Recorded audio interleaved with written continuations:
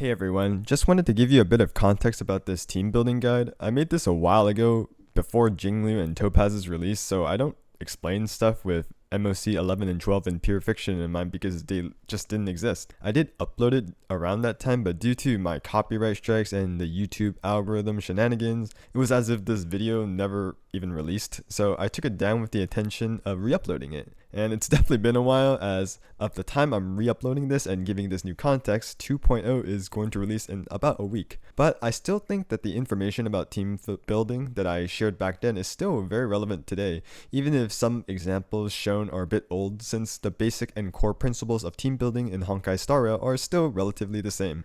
I made this guide in anticipation for it to remain relevant far into the future, and I think this will be the case unless something drastically changes about the main combat system. So with that, on to the video.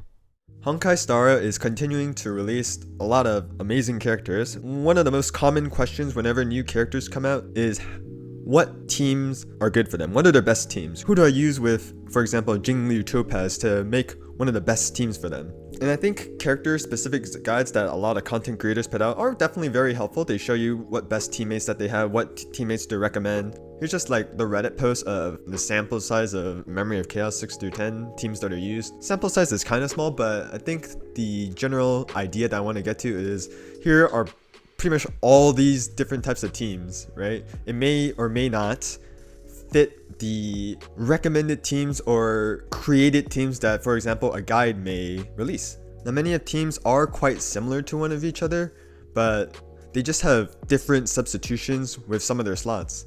So rather than just give my recommended teams for specific characters, I feel like it's actually much more helpful to just come up with a team building guide in general that can be used for any single character in the game. While some team members may be the best for a specific character, not everyone has those characters, so I think it's nice to know how to build a team correctly with some kind of general template so that you can use that template yourself based on your account and whatever characters you have and still make a proper team comp. So here is pretty much the template of what I believe makes a proper Honkai Star Rail team for pretty much all content in the game, including endgame content like Memory of Chaos 10 and Swarm Disaster. With 4 slots in the team, a Star Rail team should have 1 main DPS, 1 sustainer, and 2 flex slots.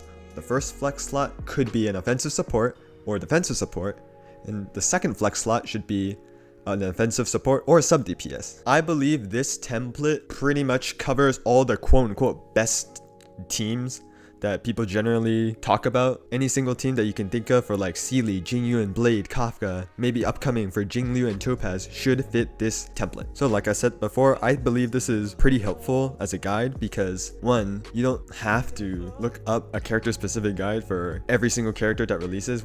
If you understand how a team comp should function, you can kind of mix match and create whatever team you want using this template, and it will work for content that you're looking to be. And secondly, if you are looking to play a kind of niche character like a niche main DPS which doesn't have a guide from a popular content creator, with the basics of team building, you can cook up a team yourself and it should be fun. So following this structure of team building, you can at minimum build a functional team comp for any character you want. Now, the one team that this template doesn't cover are 0 cycle teams for MOC, and ideally you don't run a sustainer and you just run 3 flex slots, 3 offensive supports. But my guide primarily focuses on just general gameplay and not speed running. So let's get into each slot specifically and explain a little bit more. The first slot is the main DPS. It's pretty self-explanatory. It should be your main source of damage, and I think that this is the most fun part of team building because I know for a lot of people, they see a character that they like and they pull them and they really like them and they want to use them. So this slot can be whatever character that you like and you want to build a team around. If you like Jingyu a lot, that's fine. You put him as your main DPS and you build around them. That's great. It could be pretty much anyone you like. It doesn't have to be the quote-unquote meta characters. It can be less meta characters, for example, Orlan, Herta, Himiko. They can fit this slot and you can build around them. It can even be, let's just say, main DPS Pella or a character that's a support that you want to build damage. But with the one caveat that if you want to go that far, it can work, but some quote-unquote weaker characters will require more resources for better results. And here we just have 5 examples that can be considered main DPSs, but of course there are a lot more. The second slot that is pretty much non-negotiable is the Sustainer. Now this is arguably the most important slot, even more important than the main DPS, because if your team is dead in content, your team is useless and you have lost. So you need to keep your team alive. Now like I said before, if you're trying to zero cycle MOC, you don't need this, but in general content, yes, you need a Sustainer, a healer, or a preservation unit. Ideally, this character can keep the team alive on their own with few resources. And also, more luxury supports don't just keep your team alive, they also give other things that help your team. For example, offensive buffs and SP generation. And here we have, for examples. Now, Natasha, again, can be a solo Sustainer, but generally requires more resources. Lynx may require more SP than some more luxury supports, but does give other offensive buffs from the taunts and the HP buff. And of course, Fushuan and Luocha probably are two best supports in the game at the moment. SP generation, cleanse, CC prevention, crit rate buff, along with keeping the team alive, of course. Now here we have our first flex slot. Now, in pretty much most content, this flex slot should be an offensive support. That means this character should be a Harmony and Nihility character because they buff or debuff your carry. And they should synergize with your damage dealer.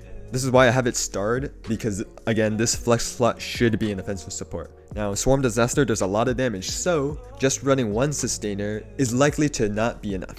So you can run another defensive support on top of your main Sustainer in your flex slot 1. Examples of our flex slot 1 Harmony and Nihility characters, classic Bronya Tingyun, Silver Wolf Pella, and an example of the defensive support, Fire MC with the taunt. It could also just be like, for example, Luocha and Japard, both of them that could be solo Sustainers, but you just put them together because you need to stay alive, and that's what I like to do in Swarm Disaster. And our last slot in our team is flex slot 2. Now we have two options here. First, we have again another offensive support, same thing. Harmony and Nihility characters are really strong and buff your main DPS, so having both of them are great. They're gonna increase your damage a lot. But you have another choice here. Depending on your main DPS, you can run a sub DPS. And this secondary DPS unit should not require many resources. And what I mean is, shouldn't be reliant on SP. So for example, let's just say you wanted to play a team that has a main DPS of Sealy and you like Jingyuan. So okay, if I follow this template, let me put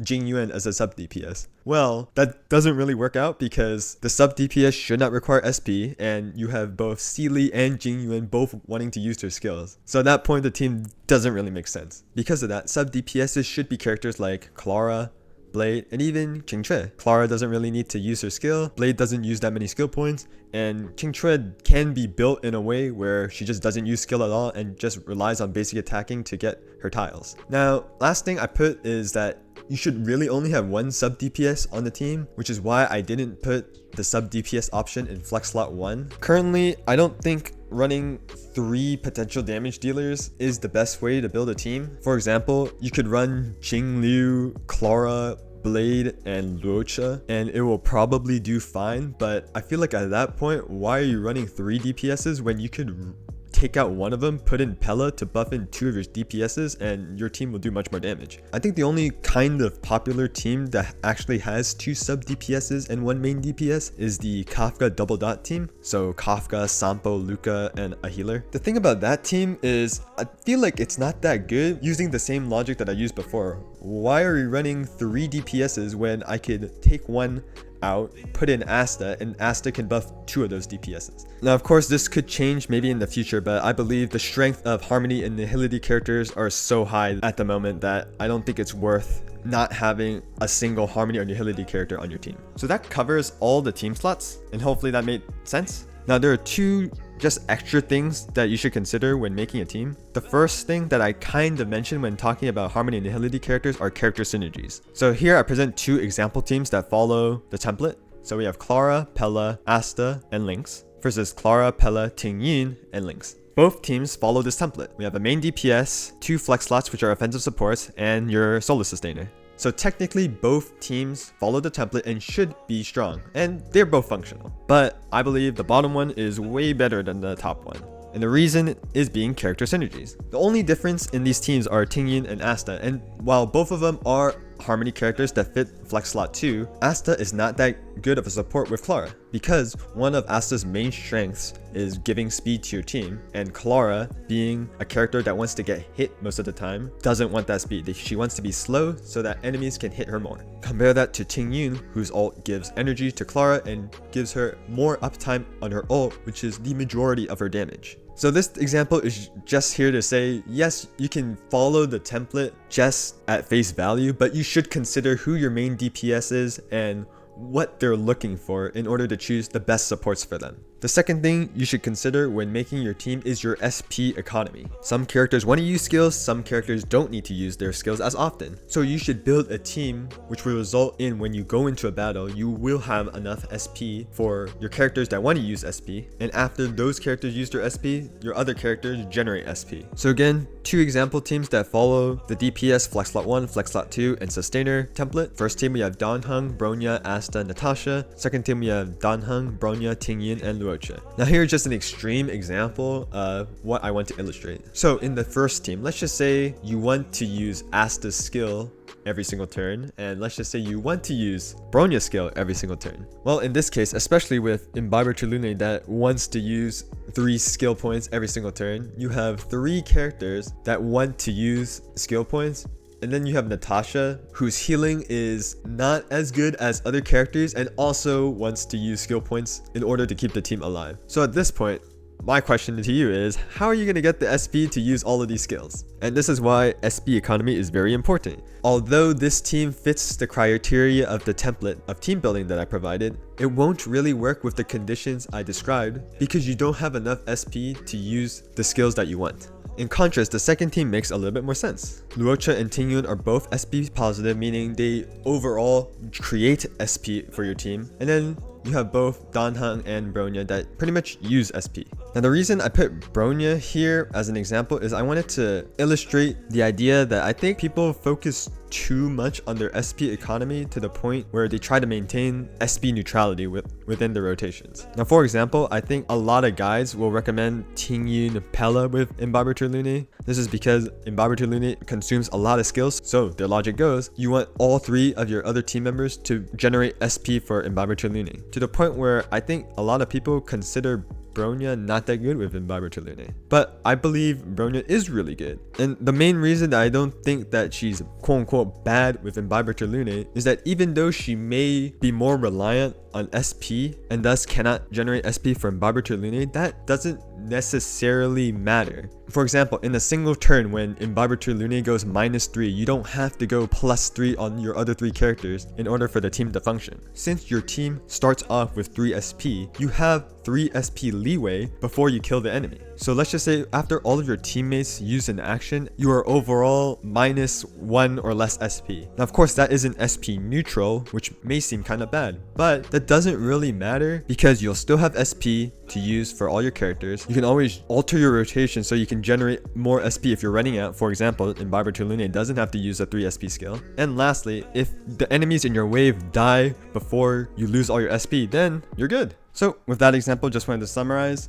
SP economy is important in team building. You don't want to put characters that all want to use SP and you don't have any more SP to lose. But you don't necessarily have to go overboard with keeping in mind SP economy. You can afford to go slightly SP negative with your team. You don't have to necessarily maintain SP neutrality. And with that, I think that's everything I want to cover with a Honkai Star Rail team building guide. Hopefully everything made sense. And with that basis of team building, I believe you can go out there and build any single team around a character and it will work just fine. If you have any questions, maybe something didn't make sense, feel free to ask them in the comments. So with that, I hope everyone has a good day and see you all soon.